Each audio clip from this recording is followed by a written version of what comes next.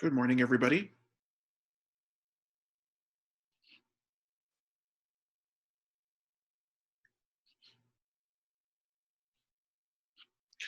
I see that we have quorum.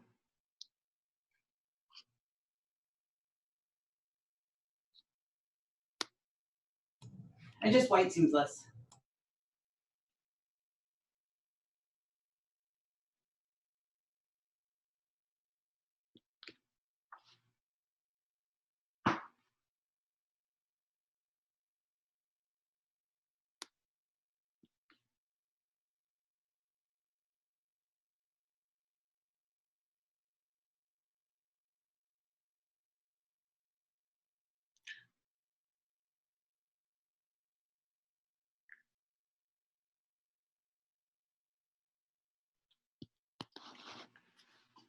Excellent. Good morning, everybody. Seeing that we have quorum and other members who have joined, I'd like to welcome everybody to the Built Heritage Subcommittee of June 9th, 2020.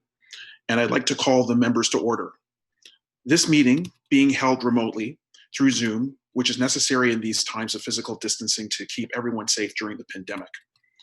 Please note that those who do not need to participate in the meeting can also watch it on the live stream on the Ottawa City Council YouTube channel. A reminder to participants to please keep your microphones muted until I call on you to speak. I will provide each committee member with the opportunity to ask questions and comment on each item in order in which they raise their hand in Zoom. Committee members will be called on first, followed by any other members of council who have joined this meeting. For panelists, the raise hand option is found at the bottom of the participants list. For attendees, you will find the raised hand button at the bottom of your Zoom window. For those calling in, press *9 to raise your hand. The committee coordinator and I will be watching for those cues. The usual 5-minute speaking limit will apply. Members are also reminded to submit any motions, visual supports, or declarations of interest in writing to the coordinator at their earliest convenience. Although the deadlines have passed for residents to register to speak and provide written submissions to this subcommittee, residents may still make submissions to Planning Committee on item 3, 246 Gilmore Street, or written submissions to Council on items 1, 2, and 4. If you have technical difficulties signing into the meeting, you can contact the clerk's office at committees@ottawa.ca or by calling 613-580-2424, extension 22953. On a personal note, earlier this year, Council unanimously selected me as the new chair of the Built Heritage Subcommittee, for which I am extremely grateful.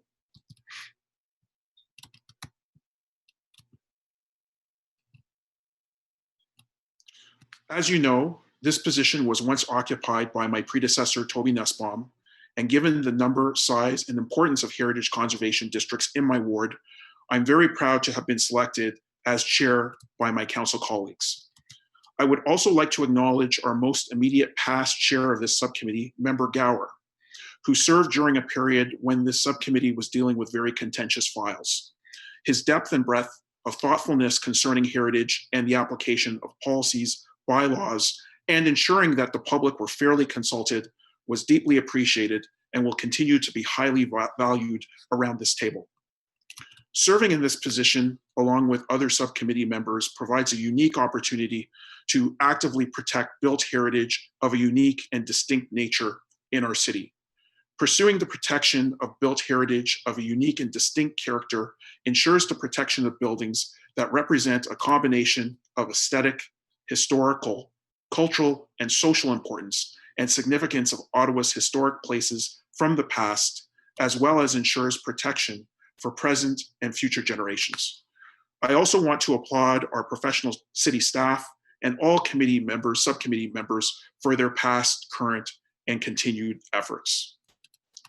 So moving on to the agenda, regrets.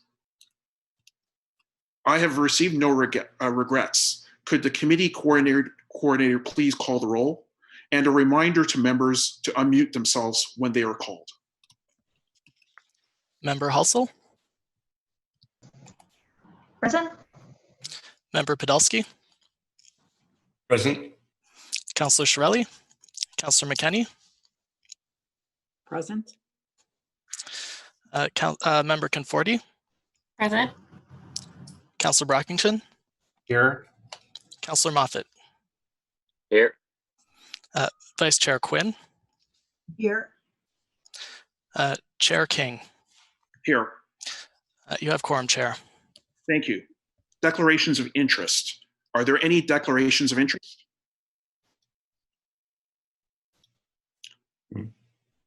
Seeing none, confirmation of minutes. Sorry.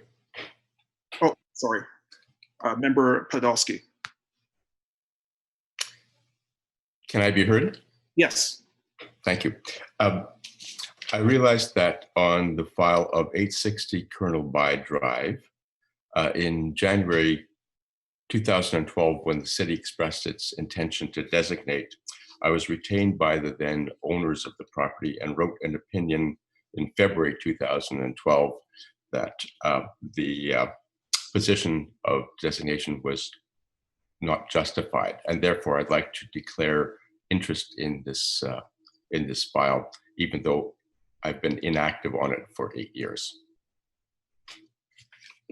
Thank you for declaring that interest. And if discussion does emerge, obviously you have declared your interest. Confirmation of minutes. Are the minutes for the meeting of February 11th, 2020 confirmed?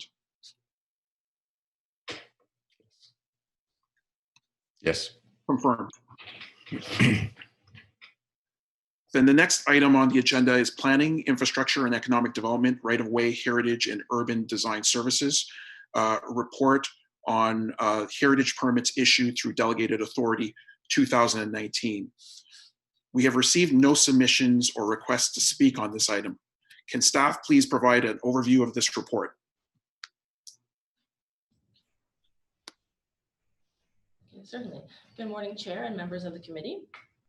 In 2015, City Council delegated the authority to approve certain types of applications under the Ontario Heritage Act to the General Manager of the Planning and Growth Management Department, which is currently the Planning, Infrastructure, and Economic Development Department. The delegated authority process requires an annual report on the permits issued through delegated authority. This report is before you today to provide information on heritage permits issued through delegated authority in 2019. Next slide, please.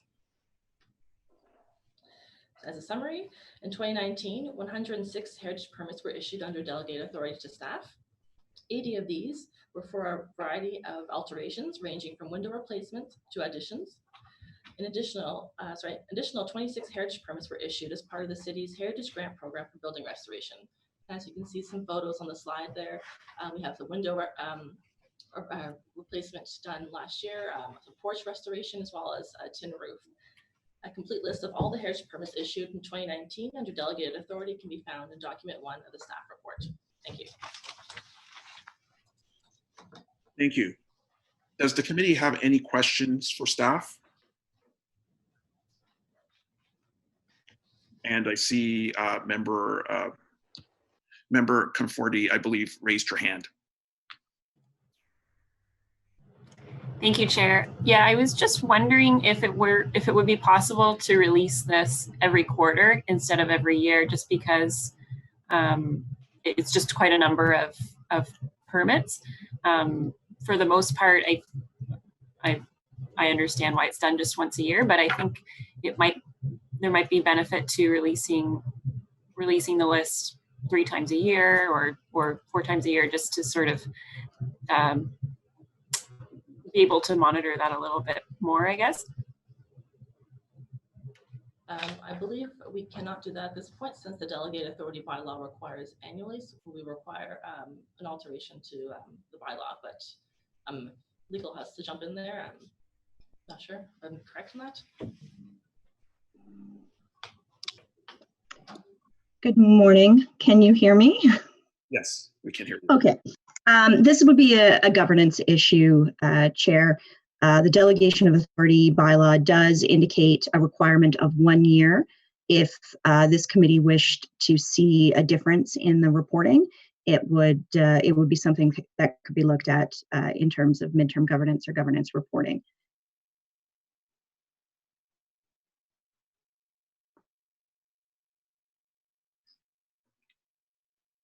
Okay, that's excellent to note, and I think that we could probably table that for a future discussion to determine whether we should have more frequent periods of updates.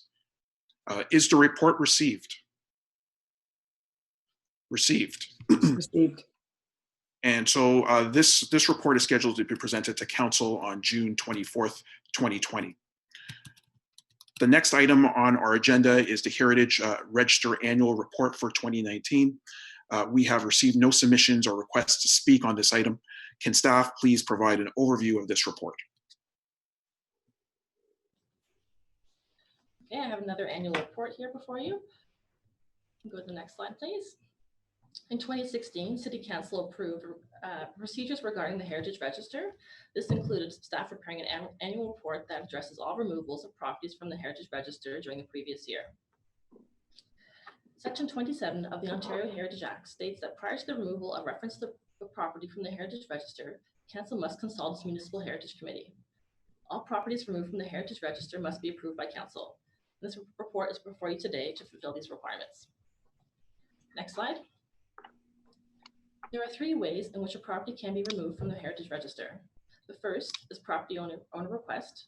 In this process, in order to request a removal of a property from the Heritage Register, the property owner must complete the form for buildings listed on the Heritage Register and submit it to the Heritage Planning Branch. Staff evaluate this request and make a recommendation to the Built Heritage Subcommittee and Council regarding the request for removal. Council approval is required to remove a building from the Heritage Register. The second option is notice of intention to demolish. In order to demolish a building listed on the Heritage Register, the property owner must submit a notice of intention to demolish a listed building. Once this form has been submitted, staff have 60 days during which to determine if the building should be recommended for designation under the Ontario Heritage Act.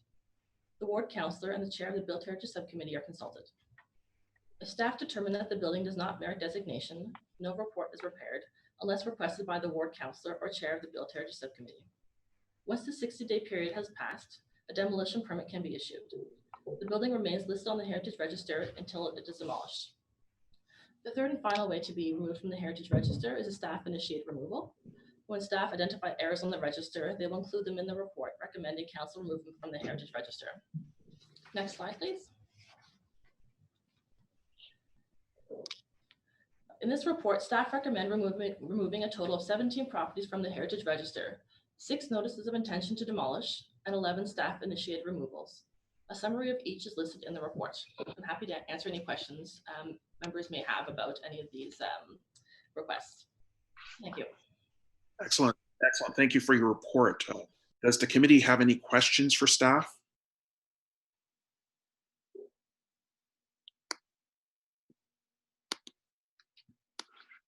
And I see that Member Podolsky has a question. And you might be muted. How's that? Can I be heard? Yeah, that's better. Yes. This is just a technical Zoom question, and that is, I found it quite difficult to hear the staff report because of the distance between the speaker and the microphone.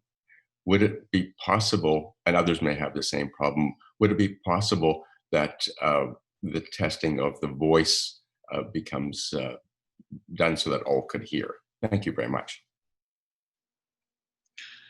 And I know that we have circulated procedures around the utilization of Zoom, but I think that people utilizing this platform, you know, we're learning a little bit more and more about it every day, and we'll definitely take that into consideration.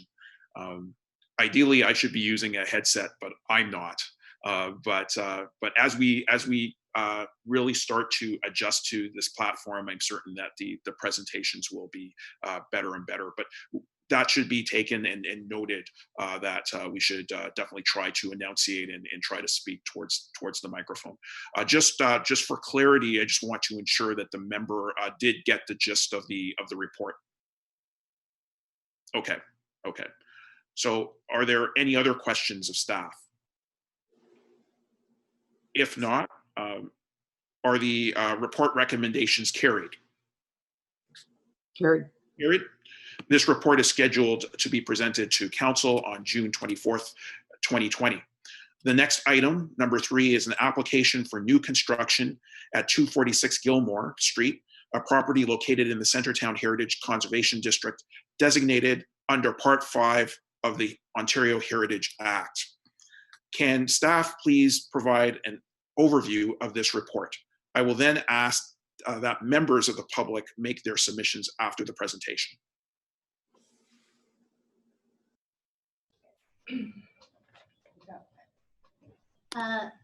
Thank you, Chair. Can you hear me okay? Yes, I can hear you. Okay.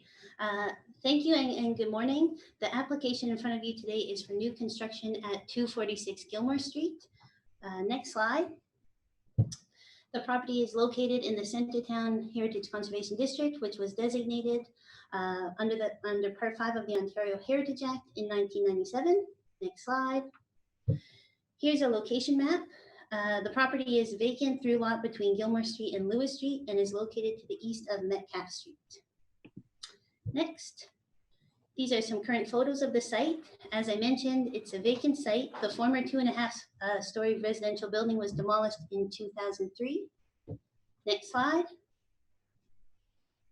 These are some photos of the block of Gilmore Street looking east and west. To the east is a surface parking lot for the Elgin Street Public School. Across the street to the north is the Public Service Alliance of Canada building. And to the west is a 3-story apartment building, which is a Category 2 building in the HCD. Next slide. This is a site plan of the proposal. It is somewhat irregular in plan because of the recessed entrance and an internally accommodated parking space. However, the appearance of the building is a rectangular building in plan and form. The proposal will also require a zoning bylaw amendment and site plan control. The zoning bylaw amendment is anticipated to be considered by Planning Committee and Council together with this heritage report at upcoming meetings. Here are the north and south elevations, the front and back of the building. It is a 6-story flat roof apartment building with a mix of unit sizes. It is primarily clad in red brick with a stone clad foundation. Next slide. Thank you. These are the east and west elevations, the sides of the building. The primary facade on Gilmore has a step back at the 3rd story. The mechanical penthouse and portions of the east and west facades are clad in gray metal panels. Next, just some brief policy analysis, which is expanded on in the report. The proposal meets the Centertown Heritage Conservation District guidelines. The design is contemporary, of its own time, and sympathetic to the heritage character of the area. It's a modern interpretation of a typical Centertown red brick flat roofed building. Contemporary elements such as large rectangular windows, the entranceway with metal columns and straight canopy, and metal paneling accents. Sympathetic design elements are inspired by nearby heritage buildings such as the cornices, sills and lintels, brick detailing, and material palette, which includes brick and stone. The building reflects the character of Centertown, although it's somewhat taller and narrower in its design. The flat roof form is typical of Centertown and the apartments found throughout the area. There's a photo on the screen there of some of the apartment buildings found just north on Metcalfe Street. The building is 6 stories in height. You see the guideline is the building should normally be 3 to 4 stories in height. To reflect the intent of the HCD guidelines, a step back was added at the 3rd story. And to reflect the intent of the guidelines and the building to the west, the scale of the building is appropriate for its immediate surroundings and the HCD as a whole. Building should reflect the H or U-shaped patterns of earlier development. Small notches have been added in the east and west facade to reflect this earlier characteristic, and the building uses brick veneer as a primary finish. Next slide.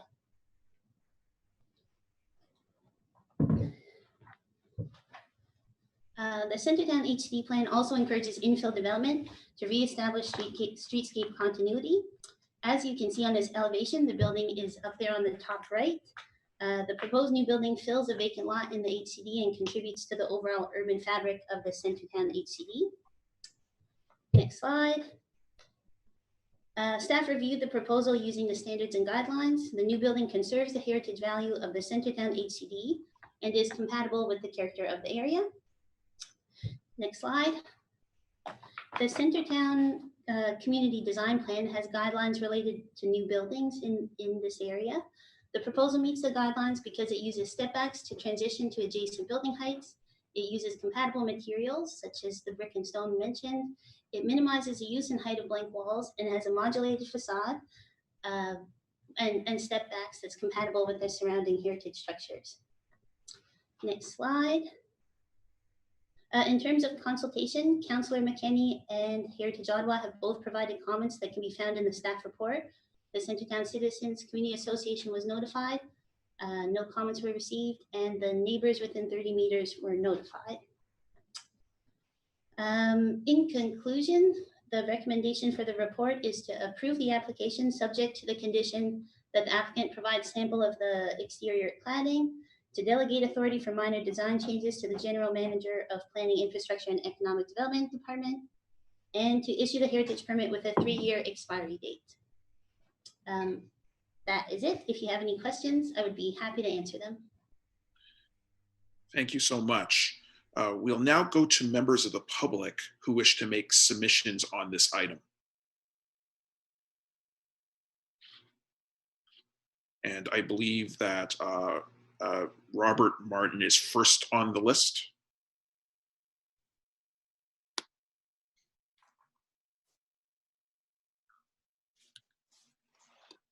Good morning. Can you all hear me? Yes, we can hear you. Okay. Good morning, members of the committee and members of the public. Some of our presentation this morning will use similar images to the ones that Anne shared, but we can go over those. Next slide, please, Eric. So as mentioned, it's the site's in a unusual location. It's sort of to the east of the main heritage area of the Centertown district, not too far from Elgin Street. Of note is the oval-shaped building to the north, which is I guess quite an iconic building in itself, and a series of 60s, 70s apartment buildings that show us of higher scale toward Elgin Street. The site is quite challenging. There's a fairly considerable grade drop-off between Gilmore and Lewis, and so the design needs to respond to those two conditions, as well as to the buildings along Metcalf, so the sort of 4-story building there. I'll go to the next slide, please. So the challenge in this case is to place a lot of the circulation elements in the center. So we have a sort of a double loaded or scissor stair in the center with the vertical transportation. The units themselves are designed to respond both to the sort of park and school condition to the east, as well as to the south and north on Gilmore and Lewis Street. As has been mentioned, there was considerable engagement with City Heritage staff and with the community to look at a series of issues and concerns in terms of the adjacent school and materiality. So I would say the result that we have today is sort of represents a lot of input or in participation from staff and community to get here. I know there've been some comments about the recessed front entrance, and certainly having that entrance on Gilmore Street would be desirable, but from a sort of circulation perspective, the recessed entrance is what is needed to make the design scheme work. Next slide, please. So these are some, I guess, modeling of the design proposal in the adjacent context. So we can see the series of quite eclectic buildings, mostly sort of 60s, 70s buildings to the east side of Metcalf. The lower heritage building to the west, which itself, especially on the east side, is in somewhat poor condition. And our hope is also by designing this, we can improve the circulation connection between the two buildings and so tidy that up. The school is seen in the foreground in this image. The idea, again, is not shown in some of our renderings, but there will be a landscape buffer between our building and the school parking area, as well as along Gilmore Street. Next slide, please. So again, the streetscape study, sort of unpeeling the street, and on the lower image you see the 12-story building, and then more to the east the commercial buildings that corner Elgin Street, as well as empty parking lots. And I think it's to be expected that over time these lots will intensify, as well as some development along Elgin Street. Next, please. So we'll finish off with a series of renderings that try and demonstrate the material choices, primarily, again, a stone base, red brick exterior, lintels, and a sort of dark charcoal colored flashings. The use of muntin windows as well to respect the heritage character of the district. Next, please. This image shows the relationship to the adjacent existing heritage building and the side facing the school parking lot. There was a considerable discussion about sort of modulating this easterly facade to provide some planar relief and sort of animate in relation to the views that are going to be seen from the park and Elgin Street. Next, please. Similar view looking westward along Gilmore Street.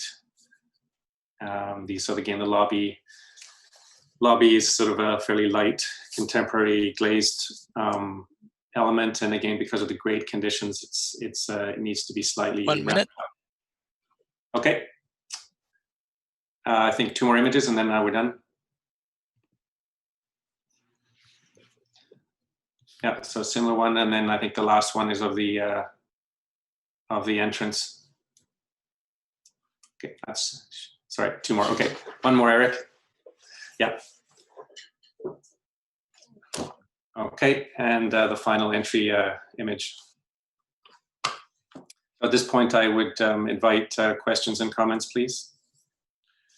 Thank you so much for your report, for your presentation, and I will invite members to ask any questions if they have. And Member Comforti. Thank you, Chair. I'm just curious, actually, why, and I don't know if this was direction from staff or if it was a design decision, but why the step back is at level 3 versus level 4, because that would be more in keeping with the immediate neighbors. So I'm just curious. Again, I don't know if it's staff or a design decision, but The do I respond to that, Chair? Yes, please. So the step back is driven by two elements. Firstly, as was pointed out by Mrs. Fitzpatrick, there are a series of step backs in heritage apartment buildings in the area to begin with. But more specifically in this case, there is a hydro power line adjacent to the site, and there's a 5-meter arc from the high voltage lines that must be respected. And so that effectively means the step back needs to be at the 3rd story as opposed to the 4th. okay, thank you. Thank you. And I see there was a question from Member Brockington as well. Thank you, Chair. And just before I begin, I just wanted to offer my warm welcome to you as a member of both our committee and chair. So welcome. Mr. Martin, I assume you're the architect? I am, yes. Yeah. Okay, thank you. How much discretion do you have in the design and look of your building? I know you're within the district and there's pressure to present a building that more or less conforms with the look of the neighborhood, but how much discretion do you have to present something that isn't almost a carbon copy of some neighboring buildings? Well, I think as with any design, we need to respond to different stakeholders and interests in this case. So we are within a conservation area, and so there is a policy directive to make choices that are compatible with the character and materiality of the district, and that certainly informs some of the selections of materials. In terms of going for a much more contemporary expression, we certainly had some of those discussions with staff, and I would say the approach on this building, I would consider it more of a fabric building. It doesn't need to draw attention to itself and become some kind of signature piece that it would almost compete with the public service building to the north, which in my view is the more signature landmark. So, in this sense, the building needs to be quiet and fit in to be kind of a foil to the to that building and to the other buildings in the district.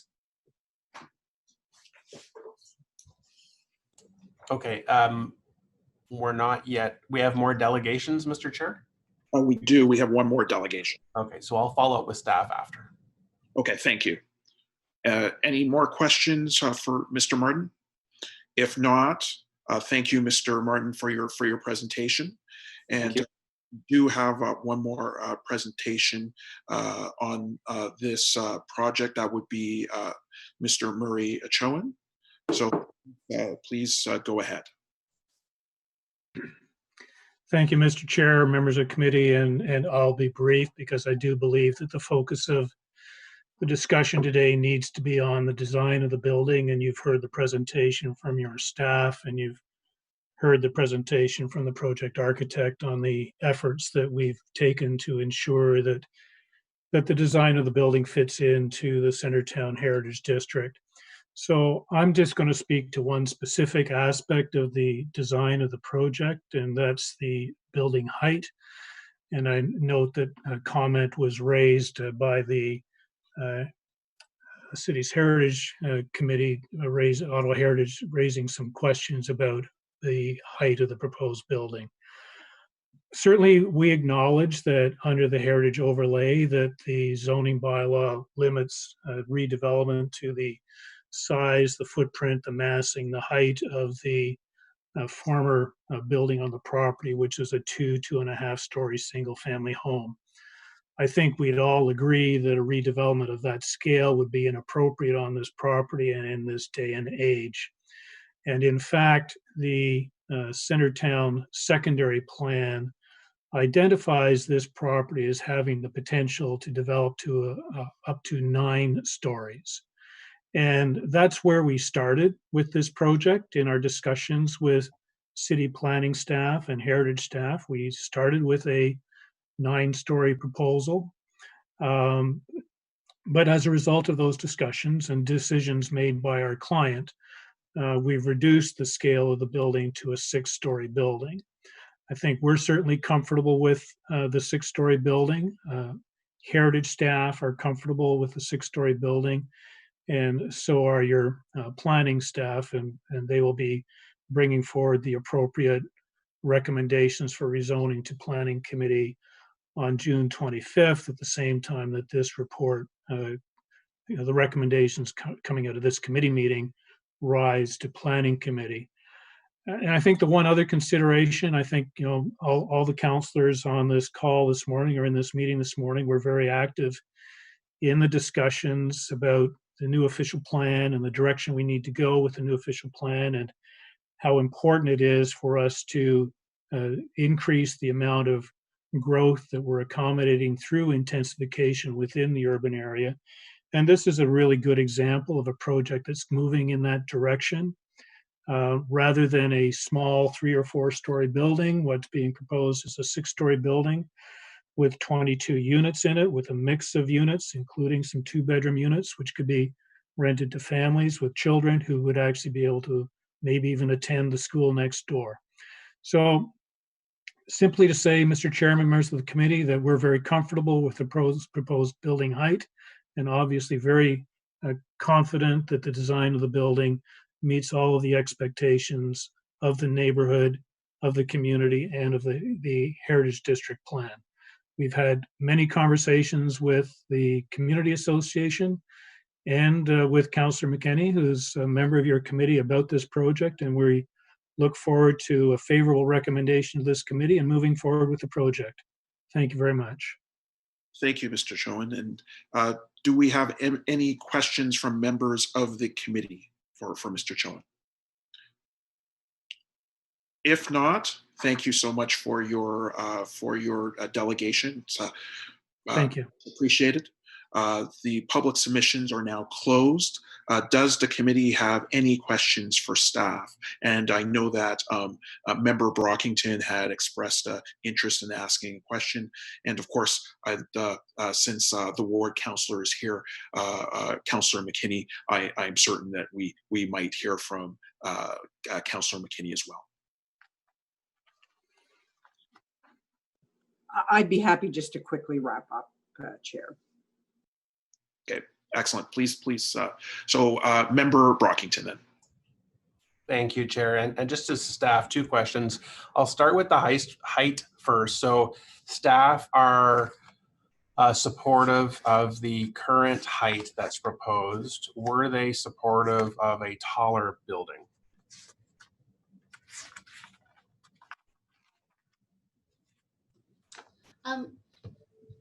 Through you, Chair, I'm sorry, Councillor Brockington, I couldn't hear your question. I know it has to do with height, but I missed the second part. Sure. I just note the staff recommendation includes support for the current height. Would you have supported a 9-story structure as Mr. Chown just indicated? Oh, thank you. When the proposal, as Robert Martin, the architect on the proposal, mentioned, they originally did come in with a 9-story building, and the heritage staff had significant concerns with how that building related to the adjacent building and the district as a whole. So we were much more supportive of a building at 6 stories, which relates to its immediate surroundings and Centertown in general. Through the Centertown secondary plan, it does permit up to 9 stories, but we think that this is a reasonable compromise between heritage conservation and intensification. And of course, we worked with our colleagues in development review. Andrew McCrate is on the call as well. So we got to a place where both development review and heritage planning were comfortable with the proposed height. Okay, thank you. And when we receive this type of proposal, which is within a heritage conservation district, is the goal when it comes to the look of the building to be as close as possible with some of the neighboring time period buildings themselves?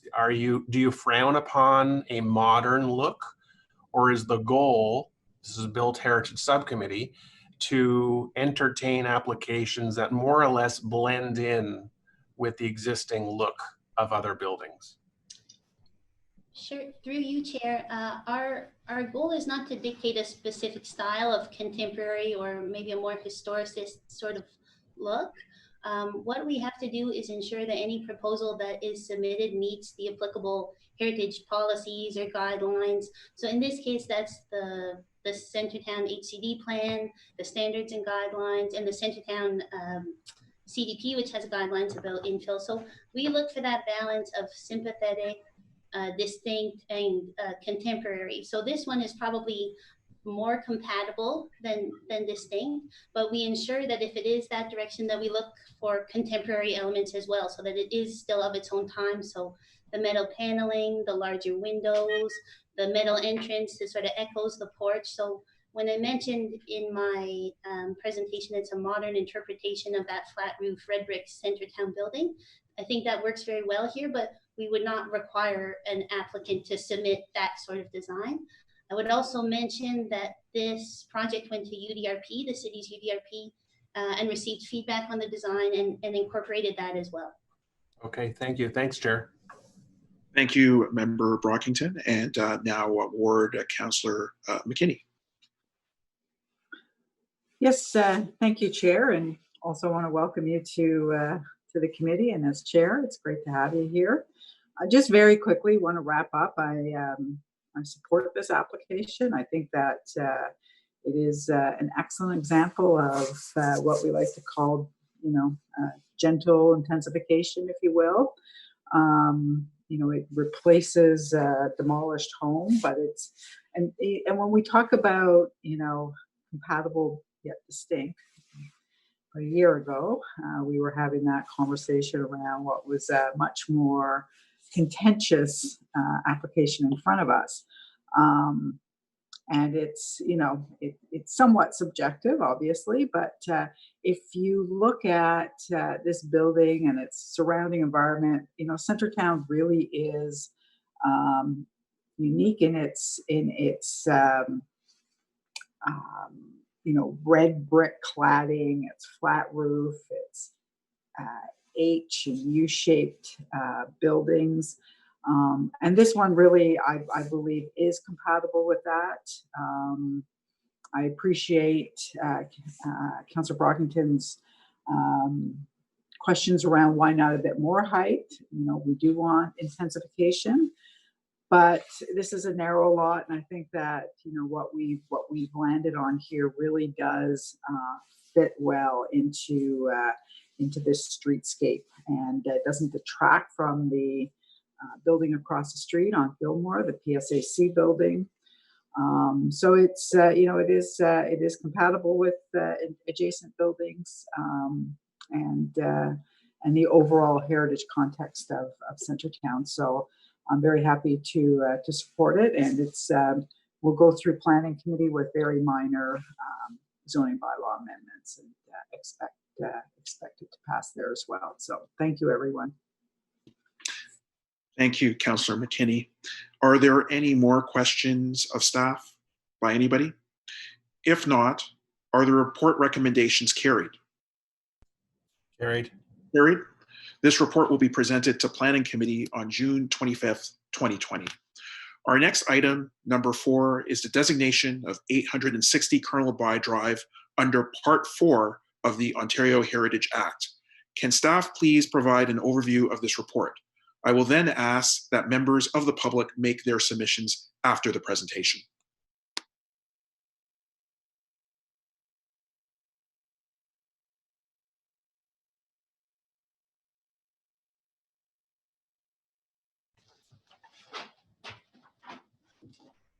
Good morning, Mr. Chair, members of the committee. The report before you today is related to the potential designation of 860 Colonel By Drive under Part 4 of the Ontario Heritage Act. As you may remember from the staff report, staff are recommending that the committee recommend that council not proceed with the issuance of a notice of intention to designate this property. Next slide, please.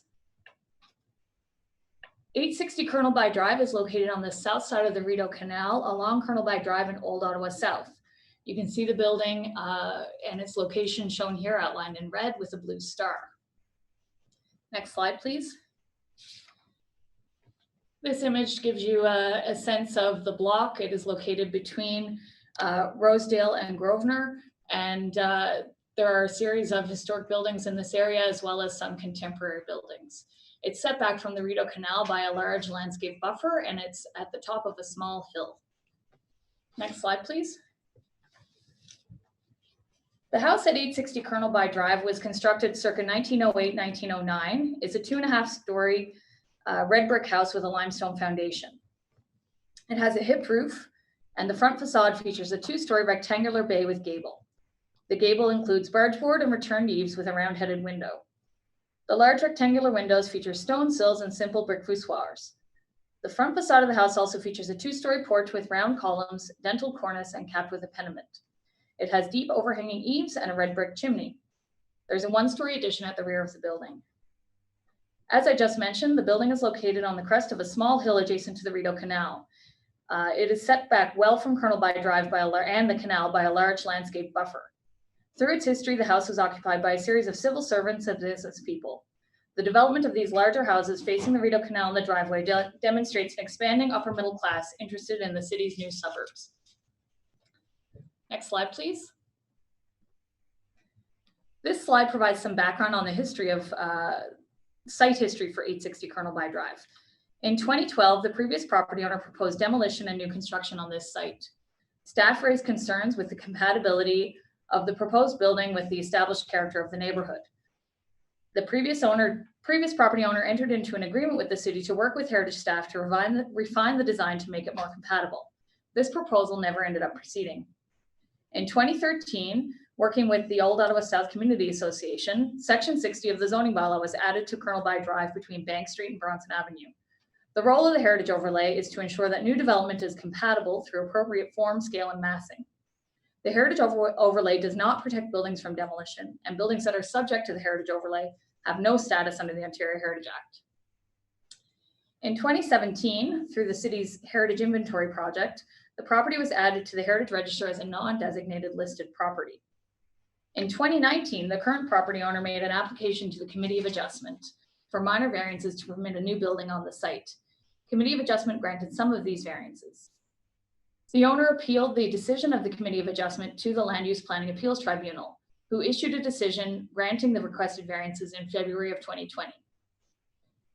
In April of 2020, the property owner submitted his notice of intention to demolish the building under the Ontario Heritage Act. This notice expires on June 27th, 2020. On the next slide, I'm going to give you an overview of the 60-day notice process and how we ended up at this stage. Next slide, please. This is the first report of this type that staff have provided to the Built Heritage Subcommittee as a result of our updated Heritage Register. As you heard in the earlier report regarding updates to the register, the council-approved process is as shown in this slide. You may remember that in order to demolish a property listed on the register, the property owner must provide the city with at least 60 days notice in advance of obtaining a demolition permit.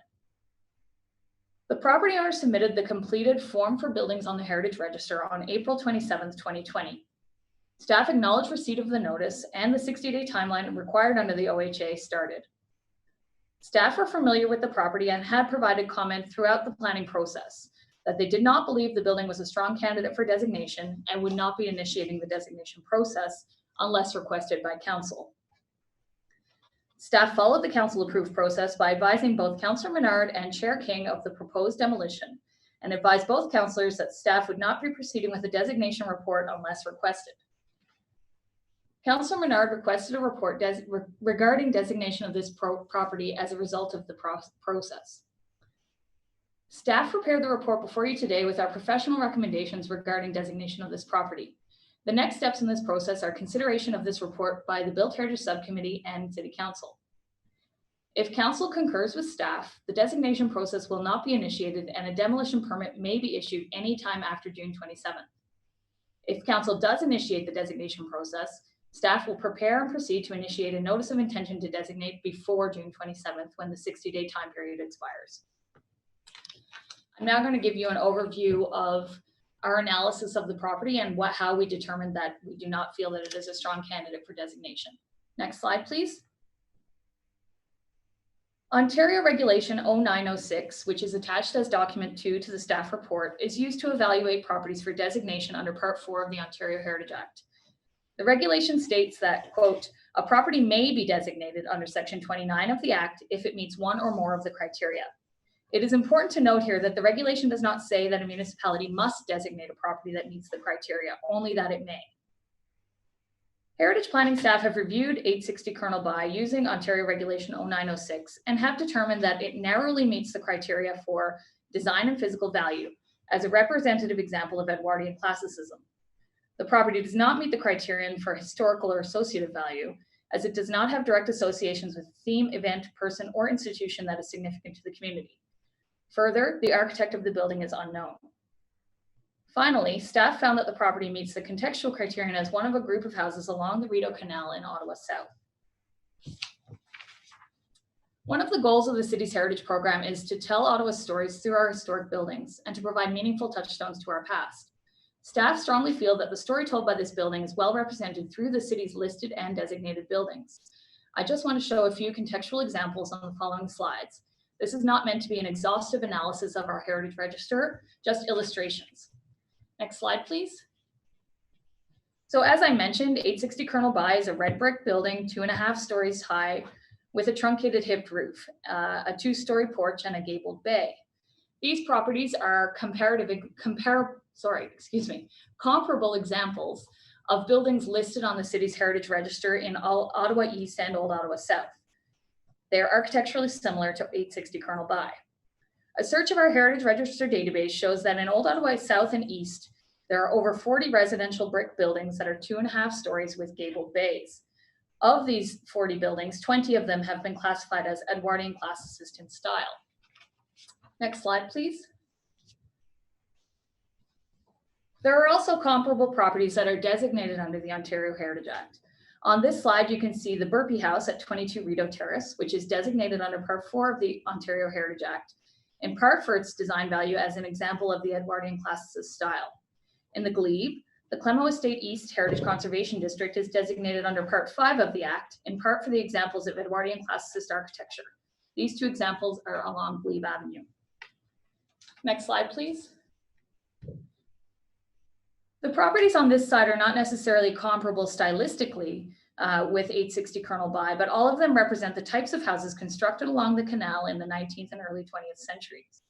The first photo is 6 McLeod Street, which is a substantial property constructed in the Edwardian classicist style at the intersection of McLeod Street and the Queen Elizabeth driveway. The house is oriented to take advantage of the driveway and the canal. The second photo is Echo Bank at 700 Echo Drive. While it was constructed much earlier than 860 Colonel By, its contextual value is similar in terms of its location overlooking the canal. The final photo on this slide is the landmark Queel Terrace, an exuberant Victorian row house located along Queen Elizabeth driveway, separated from the canal by a landscape buffer. All of these houses are stronger representations of the contextual values associated with 860 Colonel By Drive. Next slide, please. Councillor Menard is aware of the recommendations of this report, and I see that he is here on the call today. And staff notified both the Ottawa South Community Association and Heritage Ottawa of the proposed designation. I know that the committee has received several submissions from community members in Ottawa South. In conclusion, staff do not believe that 860 Colonel By is a strong candidate for designation, as it narrowly meets the criteria for designation. The criteria, again, do not require the municipality to designate a property, only that they may designate.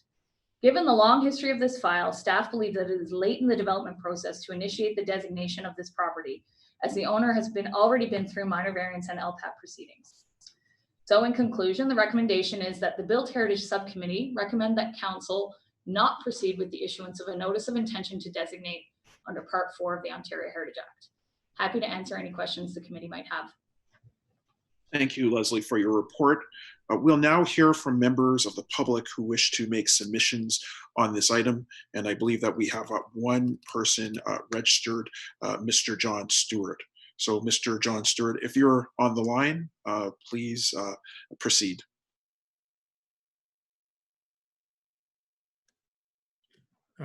Good morning. Mr. Chair and members of the committee, we appreciate the opportunity to make representation and request that the Built Heritage Subcommittee recommend that Council not proceed with the issuance of a notice of intention to designate 860 Colonel By Drive under the Part 4 of the Ontario Heritage Act. I'm John Stewart, and I'm here today speaking on behalf of the owner of the property, Shane Curry. 860 Colonel By Drive, I think you could call it a pattern book Edwardian classicism. It's a solid 2.5-story red brick house constructed in 1908, 1909. So located on the north edge of Ottawa South, overlooking the Colonel By Drive.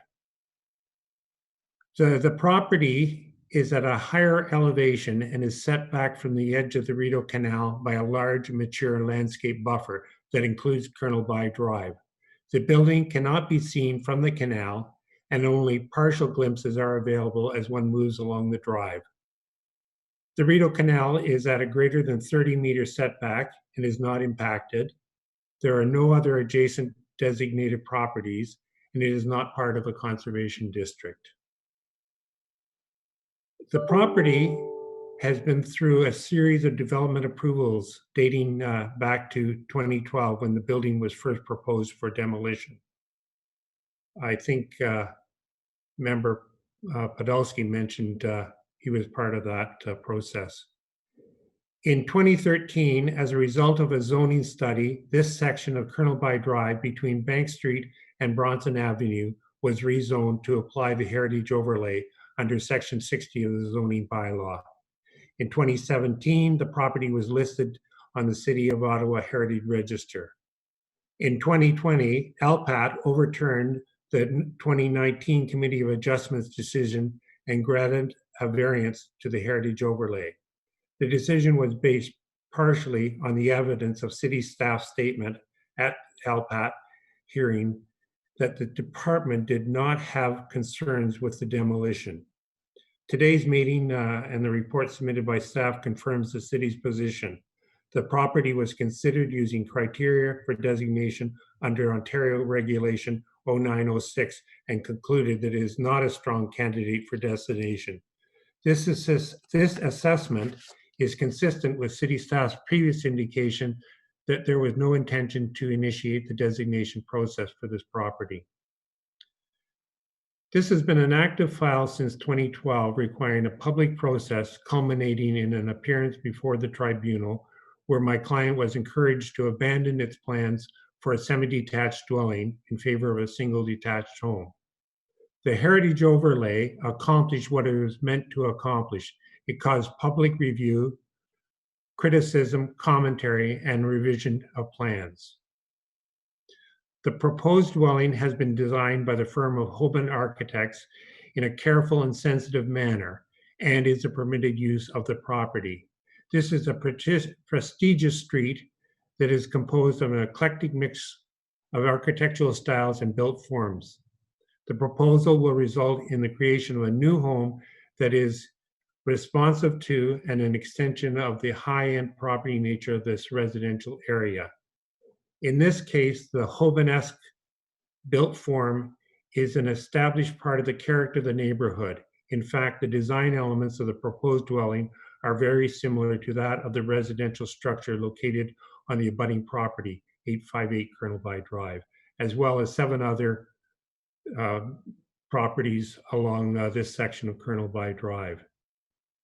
In conclusion, the owner of the property has diligently followed the city's development process and trusts that he will be able to proceed with a development that is desirable, that creates no undue adverse impact, that maintains the general intent and purpose of the OP and the zoning bylaw, and that will contribute to the character of the overlay area. Thank you. Thank you, Mr. Stewart, for your statement. Any questions from members of Mr. Stewart?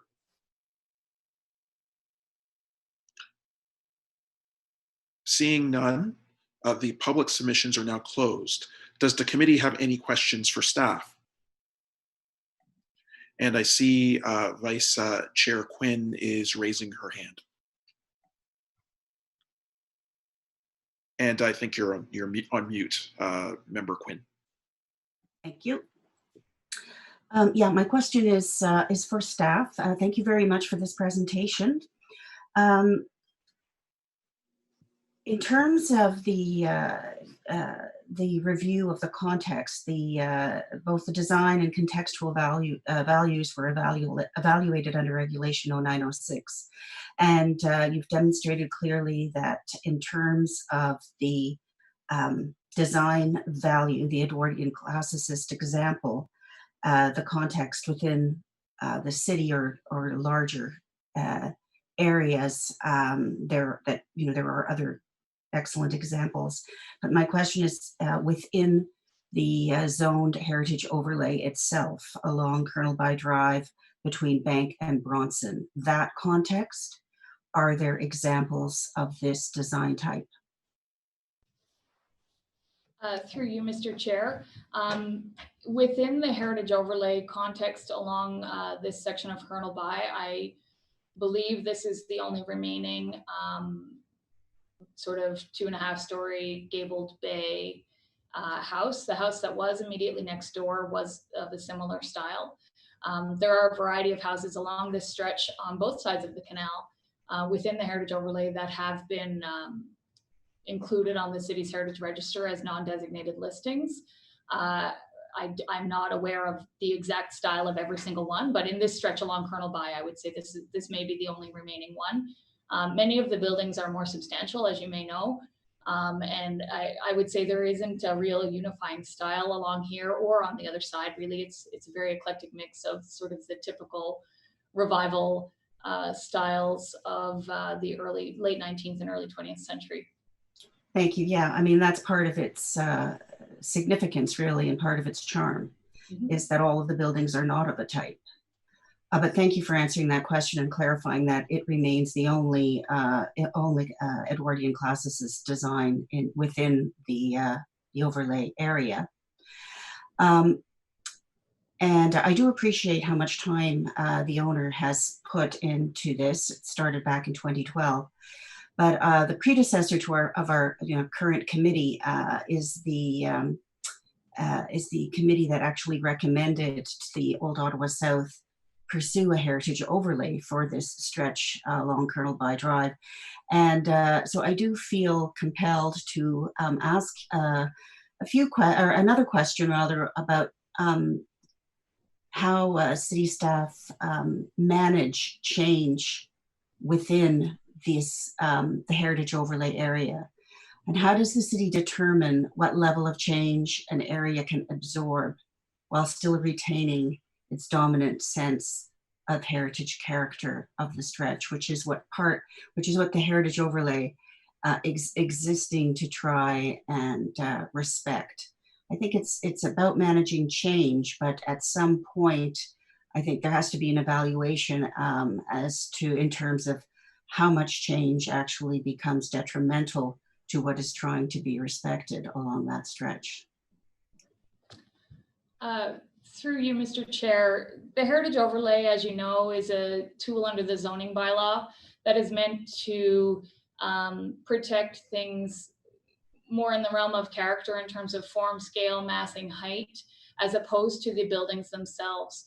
So the buildings themselves, obviously it's a disincentive to demolition in that if you want to build anything different than what's there, you require minor variances from the Committee of Adjustment. But staff evaluate those on a case-by-case basis. As this is not a heritage conservation district, there are no broad policies and heritage values and attributes that have been attributed to this area. So it's not, from a heritage perspective, looked at on a sort of more broad scale perspective. It's looked at in terms of the building itself and the sort of form, scale, and massing of the existing building versus what is proposed as a replacement building. So it isn't a heritage conservation district, and it doesn't include, it hasn't had the research and analysis that would go into a heritage conservation district plan in terms of outlining what those heritage values are, what the attributes are that we would be trying to protect. So it is a zoning tool as opposed to sort of a more detailed heritage conservation tool. Okay, thank you. Thank you, Vice Chair Quinn. And I know that Member Hassel had a question or a number of questions as well. Yes, thank you, Chair. I just wanted to clarify the issue of precedence on this particular decision to designate or not designate. I know staff have indicated that it does narrowly meet the criteria for designation under design. However, they have also raised various outlying circumstances that may or may not have impacted this decision. For me, going forward, if this is, as staff has indicated, one of the more distinctive residences of this type, and it is not being designated, is this decision likely to affect future decisions by setting any kind of precedent? Thank you for the question. Through you, Mr. Chair. Each building that is considered for designation under Part 4 of the Heritage Act is analyzed for its on its own merits and how it meets the Ontario Heritage Act, Ontario Regulation 0906. One of the reasons that the committee is seeing this file come forward, it's not that it's the only one that we've ever said no to. It is that these decisions that are made at the staff level are usually left at the staff level and then reported through the designation refusals memo that comes forward twice a year. And it's actually on this agenda that we haven't had any until now for this year. So normally, unless requested by the ward councillor or the chair of the committee, these reports don't come forward. In terms of precedents, I'm not, we don't usually use precedents as a way of analyzing whether or not something should be designated, because every building is unique and tells a different story. We just use the Ontario Regulation 0906 to determine whether or not it merits designation under the Act. Thank you. Thank you, Member Hassel. And I also see that Member McKinney has a question, and then if there are no other questions, we'll move on to councillors, and that would obviously include Councillor Menard. So Member McKinney. Thank you, Chair. Just have a couple of quick questions. Just as much for clarification, the LPAT decision that was issued in 2020, this was a decision based on the 2012 application for redevelopment. Is that correct? Through you, Mr. Chair, no, it was based on an application. The 2012 application never went anywhere. I was just providing that information for background. The LPAT decision was related to a 2019 application to the Committee of Adjustment for relief from the heritage overlay. Okay, so what is the difference between the decision, the staff recommendation then today, as opposed to 2019 on the heritage overlay? Like what is it? I guess what I'm getting at is, I just wonder if the LPAT decision would have been different had this property been designated under Part 4. Maybe I'm asking you to speculate on that, but. Through you, Mr. Chair, I think the process would have been different if this had been a designated property already, because City Council would have retained the ability to refuse demolition of the building. So the minor variances to the overlay, et cetera, would have been, I think, a completely different exercise. I don't know if that answers your question. It's kind of— Yeah, it does. It's unfortunate that had not been designated, but I'll listen to other questions as well. Thank you, Chair. Thank you, Member McKinney. And now, Councillor Menard. Thanks very much, Chair. And again, just wanted to welcome you to the committee and congratulations on the new position. So I did want to say that there were several submissions on this building, but on the website, a lot of the delegations that were going to come forward saw that they could do either just speak or write in. And so that's why you're not seeing delegations. I'm just getting confirmation now through email. I don't think that's actually the case, that they can do both, but I'm getting a bunch of emails saying we thought we could do either or. So that's why you're not seeing a lot of delegations here. I know residents and city staff worked, very hard to create the heritage overlay in this area and get it passed by council. City staff agreed with that overlay in this area. And so I guess to city staff, what spurred the creation of the heritage overlay in this area in the first place? Why did it come into existence? Through you, Mr. Chair, in around, I believe it was 2011, the city received a request to designate a property at 9 Rosedale Avenue, which is quite near this property. The request was brought forward to what was the Ottawa Built Heritage Advisory Committee at the time, the predecessor to this committee, with a recommendation from staff that it did not merit designation. The Ottawa Built Heritage Advisory Committee agreed with that recommendation from staff and instead suggested to the community, who were quite interested in protecting character along this stretch, that they explore other options, be it a heritage overlay through the zoning bylaw or a heritage conservation district under Part 5 of the Ontario Heritage Act. Through working with the community, and they had the city assisted in providing a planning consultant to help them do a zoning study along here. it was determined that the heritage overlay was the most appropriate tool to achieve the goals of the community, as opposed to a heritage conservation district, which would have much more strict rules and policies and would take a lot longer to create. So that's sort of the origin story of the heritage overlay. It was approved by council in 2013 and then also approved after an appeal to the former Ontario Municipal Board. Okay. That answers your question. That's very helpful. Thank you very much. And just to give more context, the reason why, Mr. Chair, I had requested this report is because that's the way our process works, is just doing due diligence. When there's a application for demolition, you can request this, and if it doesn't merit designation, then it doesn't come in front of the committee. And so for me as a new councillor, this was something that I know had been far beyond me from 2012, 2013, a lot of discussions about this, but I hadn't been to Heritage to discuss this, and I'm still getting a lot of community, many emails saying, we need to make sure we're discussing this from a heritage value context. And so that's why I brought it forward based on the process that staff had laid out. I do want to go into the report a bit, because when you look at document 2, it seems like staff are saying this probably should be designated. And so I just wanted to understand, staff say that 860 Colonel By does meet the criteria for designation, meeting 2 of the 3 tests. Can you just further detail, exactly why it meets that criteria for designation? Sure, through you, Mr. Chair. And I think it would be helpful for the committee, both document 2 and document 3 provide the survey and evaluation of the property under the criteria of 0906.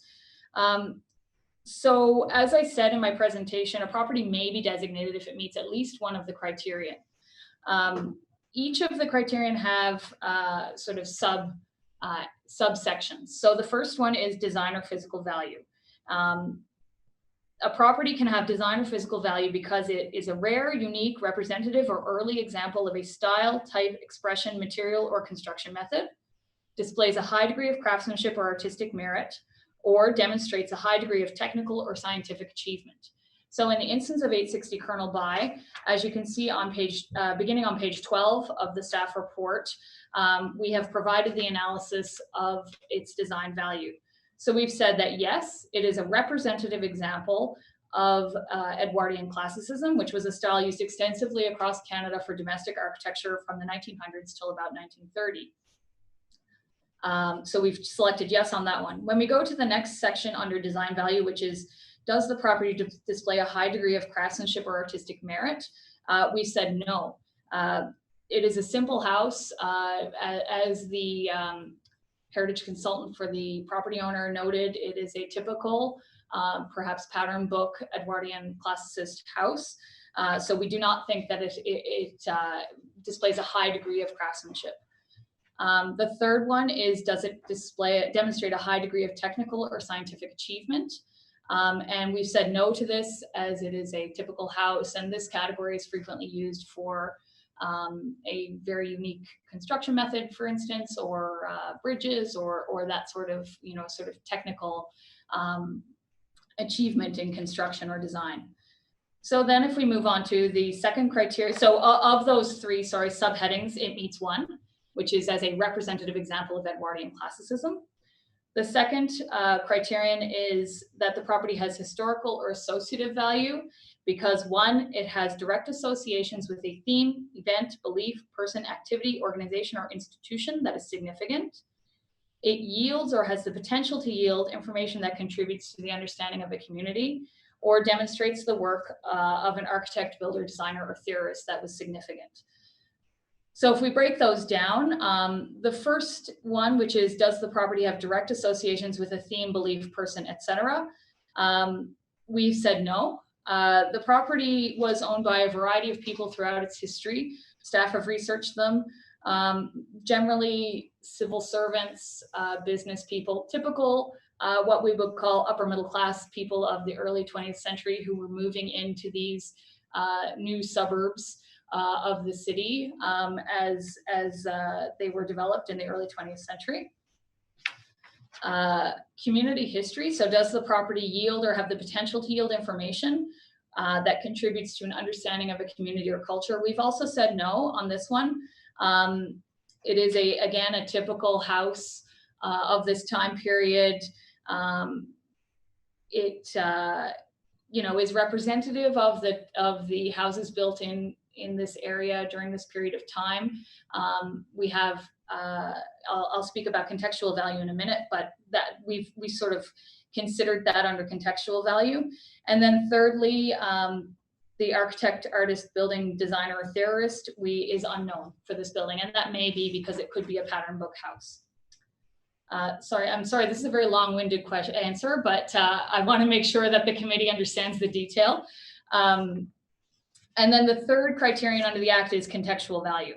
So the property has contextual value because it is important in defining, maintaining, or supporting the character of an area.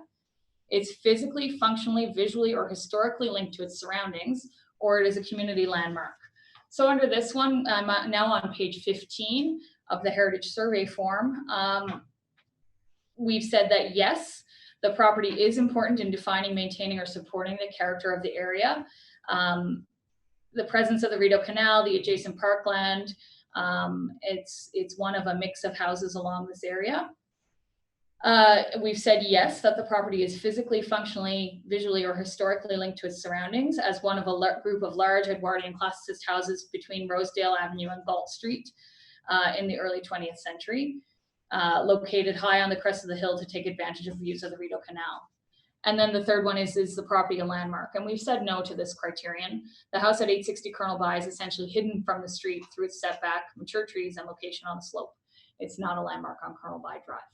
So that is sort of the overall picture. I'm sorry that was so long. No, that is very helpful. I did want to make sure the committee saw that and had seen the analysis there around the three different criteria, and to understand how the two of the three did meet it narrowly, as you say in the report. I just have a couple more questions. I assume staff are aware of the MTBA Associates report on this building, that you've seen that in the past? Yes. Okay, and that I believe was done in 2017, that date, 2017 or 2018. And so one of the things they say in there, which I'd just like to get staff comment on, is while there may be justifications to dismantle an existing structure possessing heritage value to achieve other official plan objectives, including densification, this is not a factor in this case. The area of the proposed house is larger than the current structure, but the overall density is actually being reduced as there are less proposed occupants. This represents a de-intensification of the property, and therefore it is a less efficient use of municipal resources.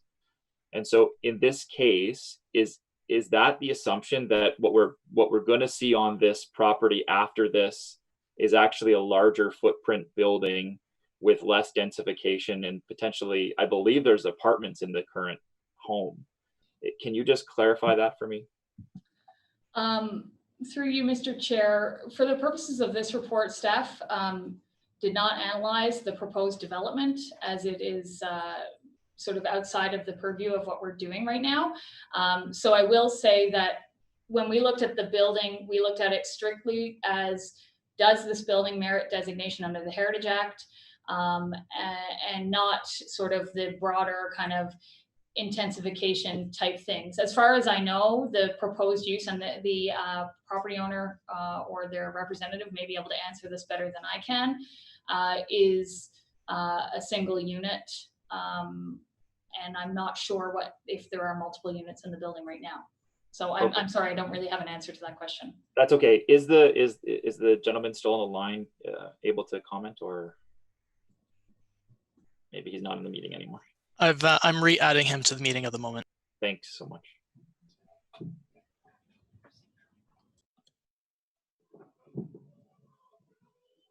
Hi there, I'm still here. Oh, great. Thanks, Mr. Stewart. The answer to your question is simple. It was intended initially as a duplex, and the owner withdrew that application, and then as in response to the heritage overlay, and he's building a single family home At the moment, I believe there are short-term tenants. They were university students, and at this stage, I think the building is empty. Okay. Okay. Thank you for that. Okay, there was apartments previously there, but there's not anybody living there right now. Is the assumption? Okay, and then in terms of I have one last question to staff is around, because staff did a lot of work on this heritage overlay. The community put a lot of time into it, made sure they wanted to get it right because of these situations that kept happening where they saw heritage value homes not being kept. And so if this property is demolished and the larger structure is built on it, what is the potential to further protect this area? The concern is that you overly eat away at buildings in this area, and then it loses that contextual value. And so are there recommendations that staff would have to better protect the contextual value in this area as we move forward, or is this potentially a pattern we're going to see continue? Through you, Mr. Chair, in the current situation in terms of the heritage overlay, as I said, it's a zoning tool and it doesn't actually protect buildings themselves. That being said, there are many buildings in this stretch that are listed on the city's heritage register now under Section 27 of the Act as a result of the Heritage Inventory Project. If the committee or council were interested in further protecting this area, there could be an exploration of some other tools that we have at our disposal, which are a heritage conservation district, though I wasn't involved in the analysis in 2011, but my understanding at the time was that it was determined that that was not appropriate here. But without doing further research, I wouldn't be able to comment on whether or not it is. And then the other option of a tool could potentially be what we call a cultural heritage character area, which is a tool in the official plan, which is sort of like design guidelines. We have one in Sandy Hill. It has varying degrees of success. It doesn't have the teeth of a heritage conservation district, but it would provide additional guidelines that property owners would be subject to if they were going to demolish and rebuild. But it still wouldn't protect from demolition. So really the only tool to protect from demolition is designation under the Heritage Act. Okay, thank you very much. Thanks, Mr. Chair. Thank you, Councillor Menard. And we have one new question from member Conforti. Thank you, Chair. I just wanted to point out that as part of the package that we received, we did not receive any information on the future development or the report from MTBA. But my understanding is that's not really to be considered today. We were just independently considering whether to designate or not designate the property. So I don't know. I just wanted to get some clarity on that. Yes, that's correct. Through you, Mr. Chair, that the issue before the committee today has nothing to do with the new development. That is outside of the committee's purview. It has already been approved by the Land Use Planning Appeals Tribunal. So what is before the committee today is whether or not this building should be designated under the Ontario Heritage Act. If it is designated, then my colleagues in legal can correct me if I'm wrong, but if a notice of intention is issued to designate this property, then that has the ability to stop the development plans. And I see a question from Vice Chair Quinn. And just please unmute Vice Chair Quinn. Eric keeps muting me. This is just a comment for my colleague, Member Conforti. Just if you are interested in the MTBA report, which in fact is dated August 2019, it was included with the comment letter that came in from the Ottawa South Community Association. They included the report, but it was definitely written as part of the community's presentation to LPAT. After the Committee of Adjustment decision was challenged. So just so you know, if you're interested, and anybody else. Thank you, Vice Chair Quinn. And I did have, if there are no other questions, I did have a few questions to staff. One being around this style of Edwardian classism being well represented in buildings that are either designated subjected to requirements of the heritage overlay or listed on the heritage registry throughout the city. I was just curious, I know that there might not be other examples of this building in this exact heritage overlay, but I was just wondering if you could speak to the potential of this type of style of building in the general area. Sure. As I showed in my presentation, this is quite a common building style. It was used it was used a lot throughout Ottawa, particularly this sort of 2.5-story gabled bay. And as I mentioned in the presentation, just within Ottawa South and East, we did a search of our Heritage Register database. There are over 40 buildings with that sort of same 2.5-story form with a gabled bay, and of those 40, about 20 of them are classified as Edwardian classicist. Unfortunately for our designated buildings, we don't have the same sort of database that I can sort of search for Edwardian classicism. So it's based on our own knowledge, which is why I showed a couple of examples there of typical buildings that look very similar to the one we're looking at today. One at 22 Rideau Terrace in your ward, Chair King, and 2 others on Clemo Avenue, also in Councillor Menard's ward.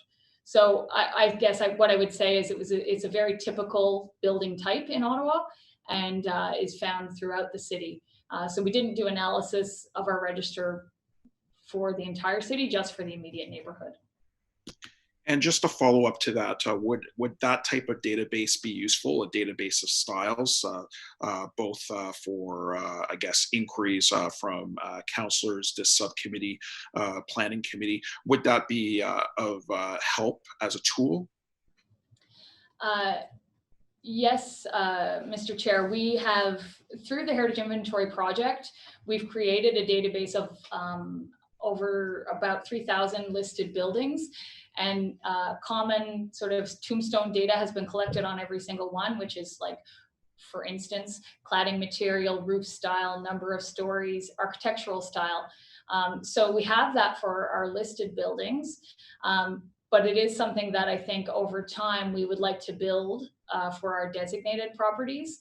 But it is a very big job because we have about 4,000 designated properties. And we have a lot of that data, but it's not sort of codified in a searchable database. So it's kind of a bringing us into the 21st century project. But right now we're not there. We just have to kind of use our own memory. Thank you for that, and I think that the maximal number of tools that we could bring to this situation would be helpful. So that's why I asked the question on whether that could potentially be done in the future. The last question I had concerned, I guess, the historical or the associative value. How much does that factor into the decision or the recommendation? Sorry, that you are bringing to us to a subcommittee. I'm just wondering if you could speak to that. All 3 criterion are weighted equally, so there's no sort of one that is more important than the other. And as I said, a municipality may designate a property that meets only one of the criteria. That being said, when we think about the types of buildings that are designated in the city and listed in the city, the ones that are designated that are of a similar style to this, particularly under Part 4, so individually designated, also have a strong historical or associative story to tell. So if I go back to the example of 22 Rideau Terrace, it's known as the Burpee House, and it was originally owned by Lawrence Burpee, who was involved in the establishment of a national library for Canada, so Library and Archives Canada. And he did much of his important work in lobbying the government to create a central library from the house. So we have a direct association with an important person in Canadian history and also sort of an important institution. So usually I would say when we designate something under Part 4, it usually has a stronger, it meets the criteria in a stronger way than this does. So it might meet, you know, 2 of the 3, or whereas this one, under the historic associations, it meets none of the 3 different criteria. Thank you for that. And seeing that there are no other questions, are the report recommendations carried? So, Mr. Chair, can I ask just for yeas and nays on this? Yes, so we can go to yeas and nays. Member Halsell, Nay. Member Podolsky, Councillor Shirelli, Councillor McKenney, No. Member Conforti, No. Councillor Brockington, No. Councillor Moffat, Yes. Vice Chair Quinn. Sorry, we couldn't hear you there, Vice Chair Quinn.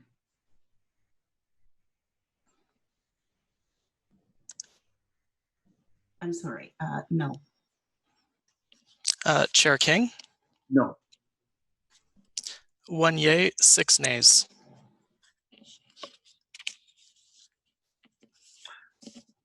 Thank you. So this report was scheduled to go to council on June 24th, 2020, but it will go to planning based on this vote. Any in-camera items?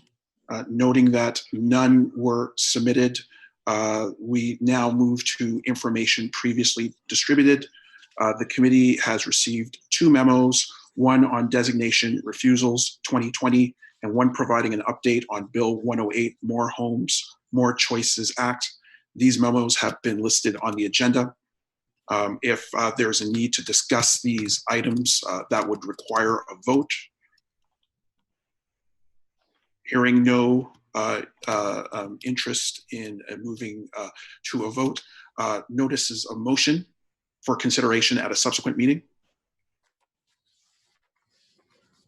Seeing that there are none here and none to date, any inquiries?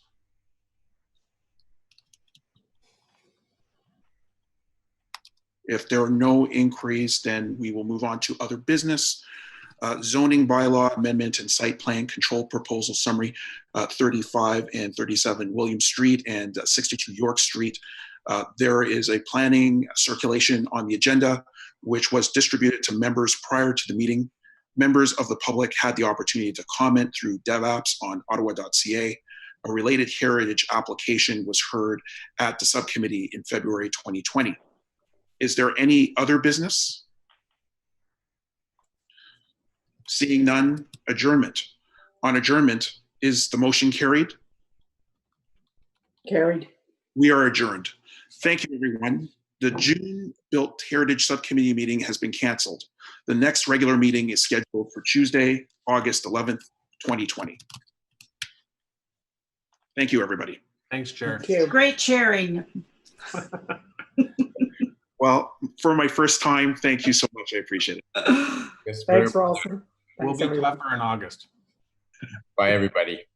I Bye.